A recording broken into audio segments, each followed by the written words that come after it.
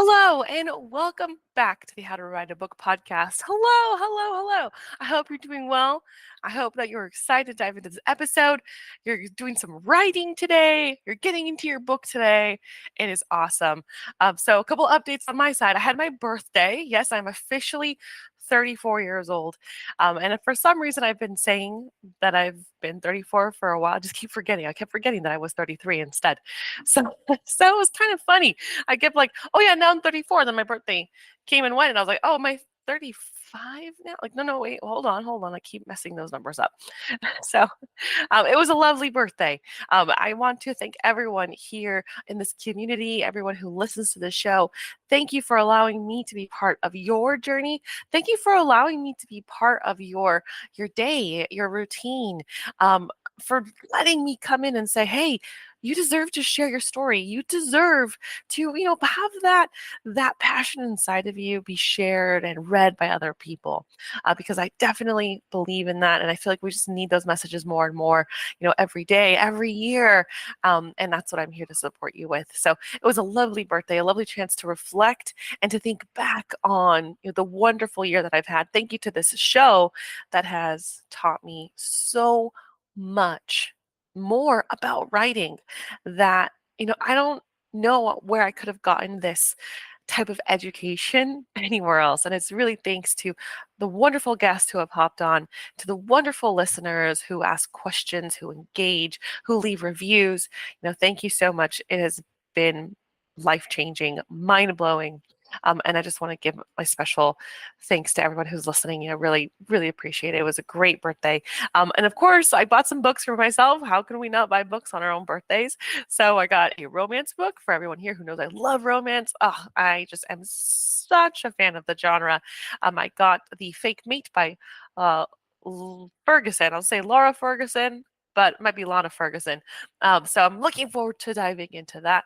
Then I also read Big Magic by Elizabeth Gilbert. If you have not read this book, I highly, highly recommend that you do. If you feel any resistance to your creativity, if you're wondering if you're good enough for your creativity, if you're wondering if you can pull that idea off, or maybe that you're not ready, or maybe that it's selfish of you to pursue your creative pursuits, or maybe that other people are more creative than you, therefore they should be the ones to carry that creative torch.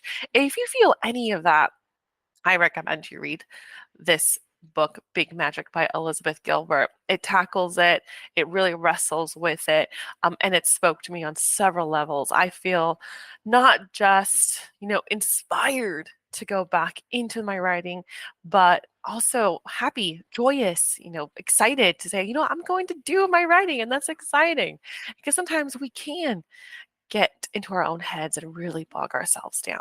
So I wanted to, share that thought. If you had a chance, go ahead and dive into that. I mean, it was a wonderful read. All right, for anybody who has not been listening lately, my book on dictation has come out, and I'll be releasing the physical format of that book soon. So let me know if you run into it, and if you like it, I'd be looking forward to your review. All right, now let's dive into our guest for today.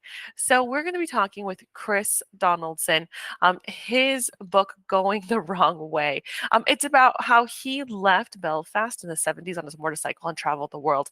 Now, what I really loved about Chris's point of view is the way that he tackles his book and how his book was stitched together over many years, decades in a way. And that, just the fact that that didn't stop him, some people might feel like, well, I've put so much time into this, but it's still going. But he said, all right, no, my journey is getting wrapped up and we're gonna publish it. So I loved his inspiration. I loved his stories. I loved how he tackled his journey, both on the page and out. So I hope that you do too. All right, let's dive in. Welcome to the How to Write a Book podcast, the show that helps you plan, write, and publish your book, even if you're a beginner or just feel like one. Now, for your host, she's written over a dozen books and helps others bring their books to life. Here she is, Maciel. And welcome back to the How to Write a Book podcast. Hello, Chris Donaldson. How are you doing today? I'm good. How are you? I'm great, thank you. Where are you calling from? I'm in sunny Belfast, Northern Ireland. Oh, I think it's the first time the sun's come out this year. Oh, really? Yes. I can see the sun through your window. Just. That's amazing. Well, thank you so much for joining me today. You have a really exciting story, a really exciting memoir to share with us. And I think that all the things that you've kind of described, this book is really exciting. Let's just dive in. Can you please tell yourself and Well, I'm Chris Donaldson. I'm from Belfast, Northern Ireland. I work in various industries, property, mobile apps, and so on and so forth for the last 40 years. And 40 years ago, I started writing a book about the travels I just made around the world, and I finally finished 3 years ago. So it's been a long, drawn out affair. amazing. Oh wow. And so it's independently published, is that correct? Sorry, can you repeat that? It's self-published? Self-published, yes. Yeah, I did talk to a few. Well, I didn't even get talking to publishers. I wrote out dozens of emails requesting a call back or discussion, but everything was "Dear John, thank you, but no thanks" sort of thing. So I was forced into self-publishing, which was just another thing to learn, really, you know. Yeah, yeah. So tell us all about your book. I mean, it sounds like it's just full of adventure. Can you tell us, tell us what spurred it, exactly, the adventures. That Yeah. would be great. Well, I started off, go back about 50 years ago. I was about 15. I was in detention at school reading the motorcycle news, as all delinquent teenagers did in those days. Um, and I read about a lady who was riding around the world on a PSA Bantam, which is exactly the same bike as I had at the time. I didn't even have my driving license at the time, but I decided if she can do it, I can do it. So that was my driven force for the next 5 years. Belfast wasn't a great place to be brought up in the 70s. There was a civil war going on practically. People getting shot, people getting blown up, not much future. So I decided I want to go to Australia. I wasn't very good at speaking languages, so I thought I need to be somewhere spoke English, and America was too far away or too much ocean in between. So I thought I'd go to Australia and get a job there and settle down. But if you remember back or go back to your history books, 1979, November, the Ayatollah Khomeini took over the American embassy in Tehran, which basically blocked all my all my routes to east to Australia. So I left home and I couldn't sort of say goodbye to all my friends and tell them I'm going around the world and come back 2 weeks later, having got as far as London. So I had to go on somewhere and decided to go to South Africa instead because it was warmer there. So I set off basically without a hint of knowledge about anything about the African countries of the Middle East. I'd got all my guidebooks and visas were all for traveling to Asia, through Asia to Australia. So I ended up blindly going down through Africa, across the Sahara Desert, through the jungle in Sudan, and just Rhodesia was just turning into Zimbabwe. It was been a civil war going on there. And Uganda, Idi Amin had just been thrown out by the Tanzanians. So it was pretty rough. Africa was pretty rough in those days. But I got to South Africa after about 6 months. I got a job in a yacht coming back to Europe. So I dumped my motorbike with a shipping agent and got on the boat and took 5 weeks to get back to Europe, which is another angle of traveling. Then I got the bike flown shipped to Los Angeles. Went up to Canada, drove across Canada, and then down to the States again. And so I worked a bit in America and North Carolina, and then decided to go down to South America. So went through Central America, down through Colombia, got as far as Bogota and got ill, which basically used up most of my money. Managed to get some more sent through, and long story short, it's about 400 pages. I ended up in Buenos Aires a year and a half later, sick and broke, and managed to get home. So I Go ahead. started writing a book when I was away. I realized that I don't think there's too many people who've done this before. So I got my manuscript more or less sorted out, and then a guy called Ted Simon found out a guy called Ted Simon had written a book called Jupiter's Travels about doing what I'd just done. And in the ignorance of my youth, I thought, well, somebody's written a book about that. There's no point in me writing a book about it. So I sort of threw my manuscript in a drawer and forgot about it for 40 years. Got married a couple of times, had a couple of kids, and several jobs in between. And I heard that Ewan McGregor, I don't know if you know Ewan McGregor, the actor, Yeah. he went around the world on a motorbike, and he was going to do South America up to Alaska, I think it was. So I thought, I better get my book published before he does. Oh. But so again, I sort of dug out my stuff and started writing again 4 years ago. Mm-hmm. So it was quite an amazing journey as far as writing is concerned, because it's a memoir. I was looking at my notes that I'd written when I was 21. I'm now 60, was now 62, so I was able to look at me myself, who was basically, you could call it a coming of age road trip as such, as sort of trendy term for it. Although I didn't realize that it was at the time, but I knew I was looking for something. So the book, I was able to look back at my thoughts and my journeys and what was going through my head 40 years ago before I'd really got into any life experiences. So now at 63, it was quite funny being able to look back at my writings and have a laugh and to go back to what it was all about. And the photographs as well, brought it all back amazingly quickly. Your brain's, I think, it's like a big sponge and it just soaks up everything. So memories were all still there. Just had to work my way through 40 years of tittering and nonsense in between, you know.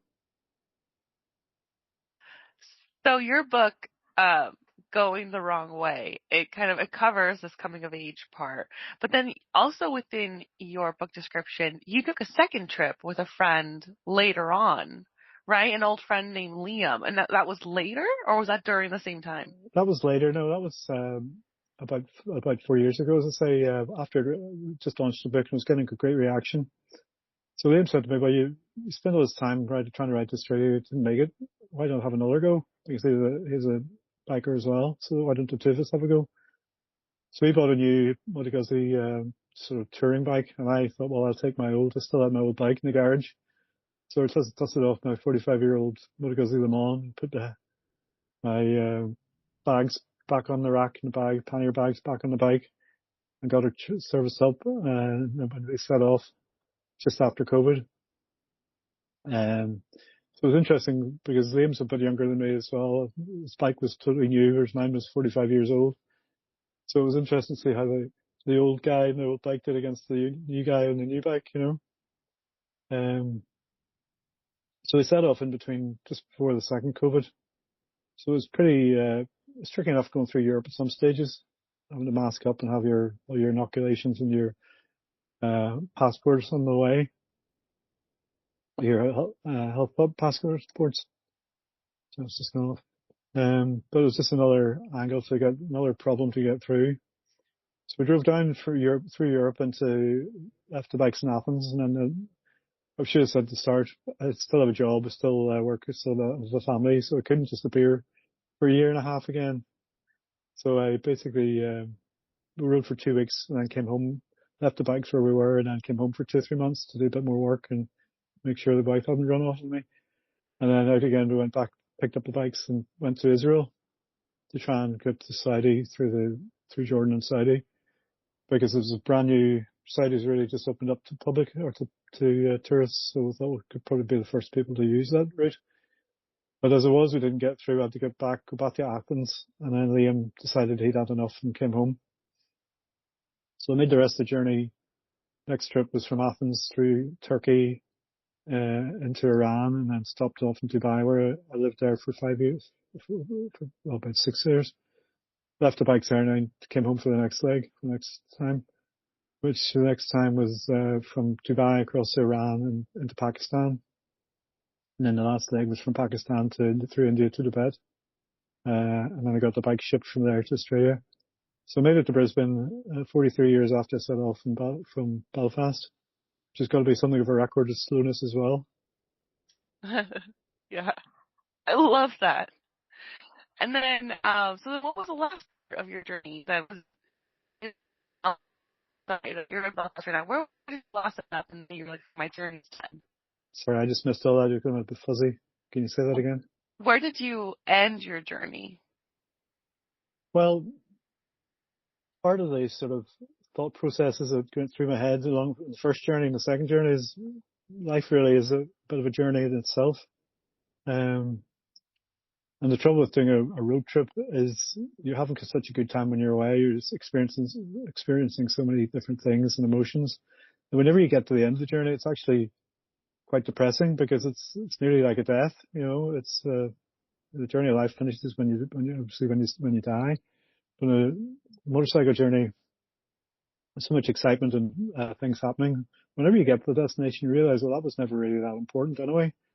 So I got this at Brisbane and then left the bike there for a year. And then short 2 weeks ago, I went back to get it organized to ship it to the States. I'm going to ship it to Los Angeles and right across the States. So finally go around the world on it as well. Oh, wow. That's super cool. I'm in LA, so maybe I'll see you around here. Yeah, I'll call in for a beer. Yeah. Oh, love beer. That sounds great. I love that. That's amazing. And that's an interesting comparison that you have about ending a journey and it's kind of like that, you're saying goodbye to something. Do you think that there were similarities as you were writing and finishing your book to your physical journey? Well, it's different hardships, I suppose, at different ages. When I was 21 years old, you're not scared of anything. You think you're invincible. You think you're going to last forever. Nothing's going to get in your way, whereas now I'm a bit more paranoid about things that could go wrong. But definitely think it's hard to say. It's hard to compare with. I mean, the bike obviously was interesting because it was on exactly the same bike, and it's exactly the same guy as far as I'm concerned. But I still think still think I look like I was when I was 21. It's only when I go past the mirror, I realize it's another 50 odd years gone on top of that nearly. So, certainly it was more difficult physically, I suppose. When I was 21, I could have ridden a bike all day and gone out and partied all night. Whereas now, after a long trip on the road, I just want to go to bed with a cup of tea. But it was refreshing, to know that I could still do it. I'm suffering from a bit of Parkinson's as well at the minute. So, um, as you said, when you hit 60, everything starts going wrong. So you get aches and pains and back problems and this, that and the other. So I'm pretty pleased I did okay. Held it together quite well. And, mentally, I think I'm probably better able to do a trip like that because I'm more, experienced, more, confident, more wealthy, I suppose, than I was in those days. The biggest hindrance to me when I was traveling at first was the lack of money. I was basically living on about a couple of dollars a day at the end of the trip. Whereas now I was able to afford to stay in a reasonable hotel or guest house if I wanted to, I wasn't so scared about running out of money. Hmm. Hmm. Yeah, and that sounds like a very cool, with like a mirror of where you were and where you are now. That's amazing. That must feel very like an accomplishment. Is that correct? You feel like you've overcome a lot. Yeah, well, I realized when I was writing the book, I think at the time I thought it was, when I was 21, I thought I was looking for something, trying to find a meaning in life or whatever. Yeah. Um, Whereas now I realize that it wasn't really because there isn't really a lot of meaning to life. You're here for a good time and enjoy yourself. Not sounds a bit callous, but Yeah. I'm not very religious or anything. But, being 60, it's a different, it's the end of it's coming of old age because most of my friends are retiring and giving up their jobs and getting more sedate. Yeah. So I was decided to sort of throw that away and get back on my motorbike again. And turns out it wasn't done yet. Yeah. And again, I was trying to find, uh, I think part of it is you're not really right for trying to find yourself so much, but you're trying to find yourself through your accomplishments set yourself challenges that you meet along a trip like this through the third world, especially. Yeah. You've got yourself there. You're on your own. You've got to get yourself out again. There's nobody to help you. When you're growing up until you're 20 in your 20s, you've got your family looking after you, you've got your school and your job or accountant or whatever it is, there's always somebody, your friends, there's always somebody around you that you know and that, keeping an eye on and make sure you're okay, or somebody you can call if you get into trouble. Yeah. But it's only when you go away on your own, you've got to fend for yourself, and anything happens, you've got to sort yourself out of it, you know. Yeah. Being on your own is also much better in a lot of ways. You'll meet many more people if you're on your own, because if you're in a company of 3 or 4 people, if you go into a restaurant with 3 or 4 people, you know yourself, you're sort of talking to your group. You don't know, maybe it's somebody else in the restaurant that you know will wave over or something, but if you don't know anybody there, they're not going to interact with you. Whereas if you go into a bar or restaurant on your own, you're going to stand in the bar, you're going to be very like a real Norman no mates if there's nobody to talk to, you know, so you will be much more um, interested to talk to other people, and they'll talk to you as well. It's could be quite intimidating, a crowd of 3 or 4 bikers walking into a bar. Nobody's going to go and talk to them unless they have to, sort of thing. So if you're on Yeah. your own, you're less of a risk, and people will stop and talk to you and ask you what you're doing there and how you're getting on. And on the bike as well, if you stop the side of the road, people talk to you straight away. You're not like in a car where you've got a car window and a door in between you and everything that's going on out there. Yeah. You're on a motorbike, you're there, you're in the middle of it. So Yeah. it's much more exciting as well. That's really cool. And I love how with the motorbike, you don't have, like you said, the car window. So, and then I'm curious, when it comes to your book, what conversations or people did you decide to keep inside your memoir? Like, who got to stay, who had to go? Well, it's based pretty much on what happened. The dialogue itself, you have to use a bit of imagination, a bit of thought to. You can't obviously remember everything that people say along the way. I can't remember what people said to me this morning, let alone 40 years ago. So you use a bit of imagination to sort of say, well, I know what they wanted to say. If I was talking to a policeman somewhere and he was stopping me going ahead, I know what he was wanting to say to me. But I would embellish that to make it a bit more reader friendly, to sound as you were there as such. I've read a couple of travel books, and they're basically nothing more than a diary of somebody, what I did to get up this morning, had breakfast, we drove down the road to Tirana a bit, stopped half an hour later for petrol, blah, blah. And to me, that's really not what a travel book's about. It's much more about who you meet, what you see, and how you feel, Yeah. and more depth in it rather than just a travel log, which is really just somebody's diary. Yeah. Yeah, exactly. I love that you've mentioned that it's not just about the diary aspect. It's about how you feel, about what is kind of going on in the world around you, but like with actual descriptions. Now, going back to something that you've mentioned, which is like your 21-year-old self was looking for something, and then you said that maybe that actually wasn't your goal. How did you bring that full circle with your memoir? Because you're kind of like having an extended memoir, like it's 40 years ago, but it's also kind of recently. How did you bring that full circle? Well, suppose the strange thing about tripping away was it was a bit like reading somebody else's diary, because it seemed like a different person, but it wasn't a different person. It was actually me, just at a different time. So I was able to, I think, use my experience that I've garnered over the last 40 years to put another layer of depth into the writing. It hasn't really gone full circle, I suppose, as much as that, because sometimes you're reading it. I was reading things that didn't sound like it was me at all. It was like reading somebody else who existed 40 years ago. So there's that sort of separation from it a bit. And then on top of that, there was the depth I was able to bring in, because of 40 years, the things that I was wondering about then, I now know about.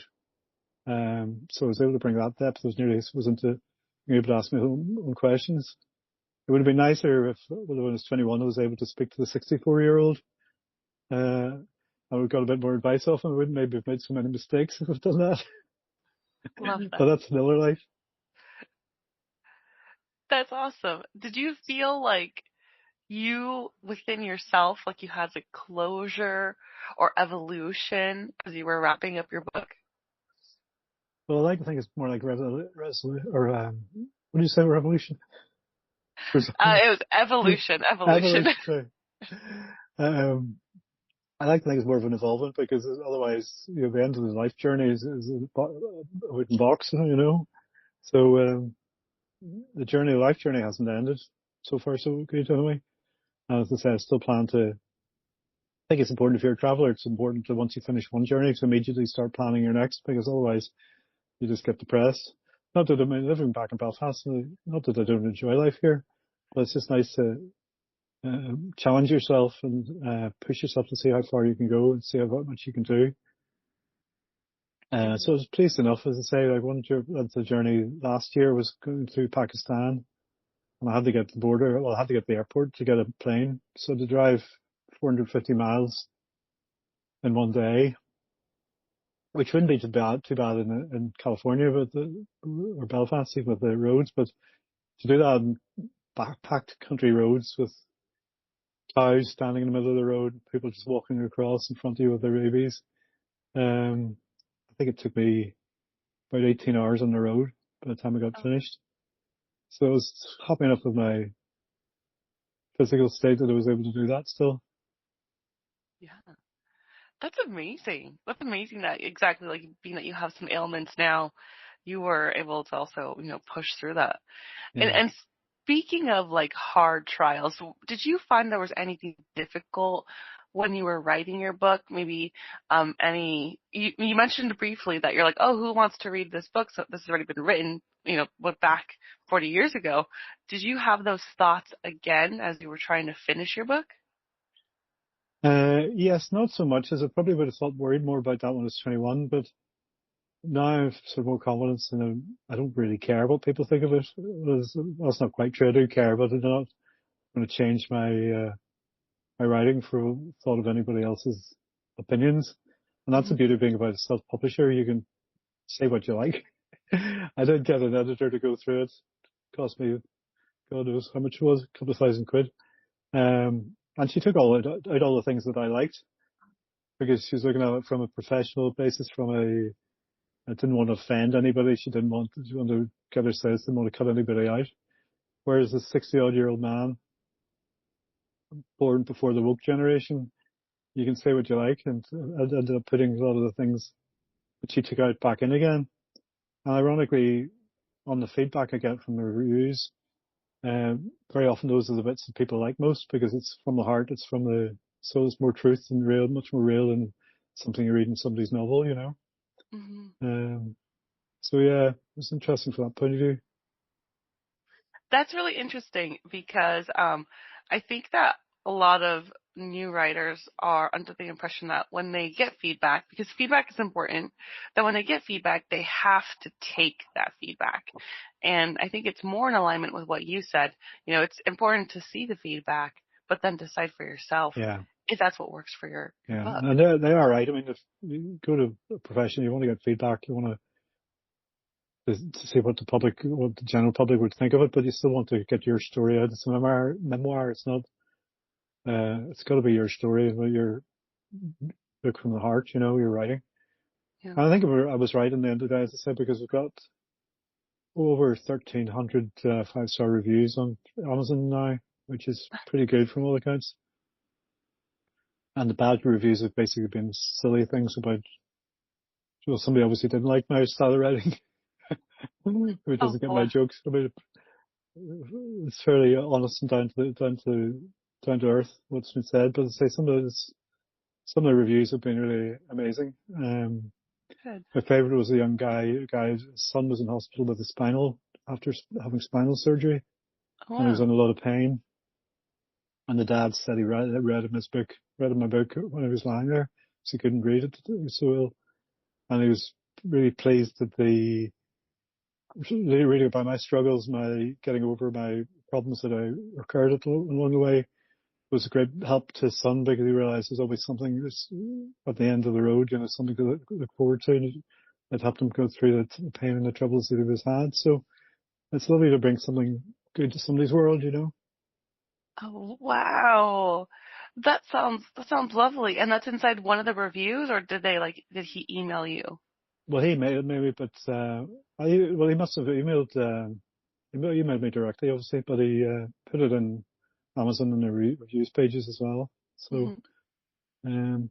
yeah, I mean, it's not Harry Potter, but it's well up in the rankings and it's getting some great, as I say, some people are really enjoying it. That's lovely. And I'm curious, I want to ask a little bit more on the negative versus the positive reviews. So you are getting some negative reviews, but which is normal, Yeah. that's always going to happen. But what's your mindset now as it might have been versus when you were 21? Well, I did write it as much as possible as if I was 21, Mhm. which I was able to do because the writing was there. So I just had to tidy it up a lot of stuff. So, I mean, there's a bit of the use of the F word, for instance, which publishers generally don't like. But when you're a 21-year-old guy, that's the word you use to describe things, you know. So I did thought about it. My editor said, "Oh, you can't leave that in.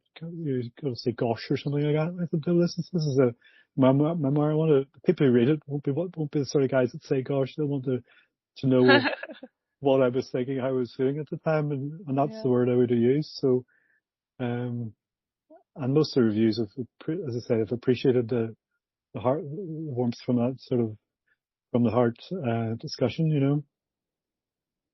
Lovely. But That is awesome. Oh, sorry. Go ahead. I was just going to say, there's always somebody there you're going to offend, but it's maybe half a dozen people are not even that. Yeah. Yeah. And now that you have published your book, Going the Wrong Way, but you still have more legs of your journey ahead, do you think you're going to be making a second memoir or a different type of book? Yeah, I've started on the second one about this trip, and it'll be a different type because, as I say, I'm 40 years older now, so the things that would have scared me when I was 21 don't scare me anymore, but other things do, which I wouldn't have worried about when I was 21.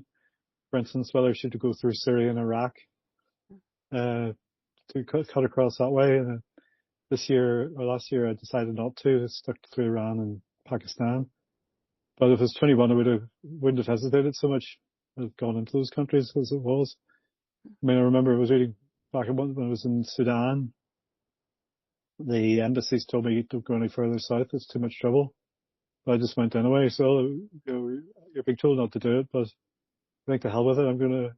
I'm gonna go anyway. You know, Uh, as I say, because you're 21, you just think you're invincible. yeah. How did you navigate the world with all these different languages that you had to encounter? Well, Africa wasn't too bad because Middle East and Africa, a lot of them are British colonies, British colonies, so a lot of them spoke English or had good English. Um, so that wasn't a problem. It was only when I got to South America, obviously, or Central America, that Spanish came in. Hmm. Uh, this year, this trip was a bit more difficult because we had a lot of French and other countries that didn't speak so much English. But the beauty about traveling nowadays is you've got so much on your iPhone. You got your GPS, you got Google Translate, you can Google something if you want to know where the hotels are, or find your way through a town. It's so much easier in a lot of ways with the internet. It's made a huge difference to traveling. Yeah, that's lovely. That's so great. Well, and of course we're starting to get close to wrapping out here, but before we do, I want to know what was your biggest writing specific struggle and how did you overcome it? Probably the beginning and the end of the book were the hardest things to write. The rest of it I wrote it all along. The content was there, but I did a couple of writing courses online, and the guy said the hardest thing is the beginning because if you make a mess at the beginning, well, nobody's going to read any further, Yeah. sort of thing. So it has to be exciting enough to get people to get into it, but you don't want to blow the whole book by the start of it. And also the end, it's the last period, so that's the last thing people are going to read. So that's what they're going to make, leave their final impression.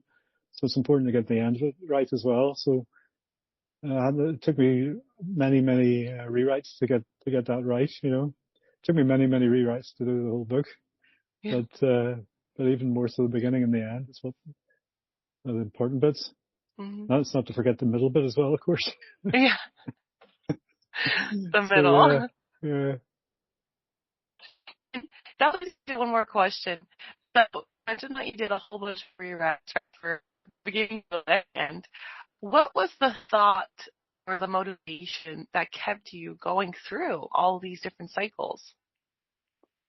When I was 21, there's a lot of it was really just survival mode. We just had to get. Africa was pretty grim. The roads were non-existent in places. It took me a week to cross the desert, which was about 500 miles wide, but some days you only did 10 or 20 miles, so it's pretty hard going on a road bike. Last year, I suppose it was Iran and Pakistan were the most difficult countries to get through customs and everything else. But the likes of Iran, where it was the bogeyman that stopped me getting Australia 40 years ago, and now it's still the West's bogeyman in the Middle East. But actually, when you get there, they were the nicest people that I met along the two journeys. They're so friendly and helpful. There's one guy, a couple of guys in petrol stations stopped. I didn't have enough cash, and they wouldn't take my credit card, so I only had US dollars and stuff. And the guys I tried to buy petrol direct from the guy parked on the road, and he actually just gave me the petrol. So he told me, don't worry about that. Don't, just enjoy our country and have a good time, So really, really, really nice people to travel with. Very friendly and hospitable. Everybody wanted to put you up and look after you, So it's strange how some of the countries that we're supposed to fear are the nicest people, and other countries that the West is friends with are the bad guys, really, Yeah. That's very interesting. I'm really glad you brought that up. It's almost like don't judge a book by its cover. Yeah, basically. Well, we can start wrapping out now, but before we do, Chris, would you mind telling everyone where they can find your amazing book, your amazing Amazon bestseller, Going the Wrong Way? Well, as I say, it's on that the company that we love to hate. Amazon taking over the world as we know it. Yep. But yeah, you can't do without them, because it's amazing that somebody in Belfast can write a book, and people in America and people in Australia and India, all around the world are reading it, But it's on Amazon. It's called Going the Wrong Way by Chris Donaldson. It's on ebook, audiobook, which has been doing very well, and the paperback and hardback. Amazing. And then do you also have a website that people can check you out? Yeah, his website's chrisdonaldson.world. And you can order the book through there, and I'll send you a signed copy directly. It costs you a bit more in the States, obviously, with postage. But, I do get sending books all over the world. It's quite amazing how people find out about you. That's cool. Especially getting a signed copy. I love that. Yeah. Well, thank you so much, Chris Donaldson, author of Going the Wrong Way, which is Amazon bestseller, your memoir of pretty much traveling the world, which is amazing. We are wishing you the best for your next leg of travel. And when you do finish your next book, please feel free to reach out here. This has been awesome. Thank you so much. Thank you. Thank you. From the How to Write a Book podcast, thank you for being here. We really appreciate your time. Thank you.